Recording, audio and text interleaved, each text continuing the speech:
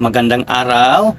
Ito naman yung comment ni Sir Antonio Mundido Jr. Galing mo, coach. Bless you more. Sana mamonetize din ako soon. Okay? So thank you, Sir Antonio. Okay? Nakakataba ng puso, right? So yan ang pinapangarap natin, di ba? O yung karamihan na nag-reels na ma-monetize, okay? Kasi dati nagpo-post lang tayo, di ba? Yung iba araw-araw, pero walang chance na tayo umingkam, okay? Pero nung na-create yung reels, mayroong chance tayo na mga videos natin pwede ma-monetize, okay? Pwede umingkam.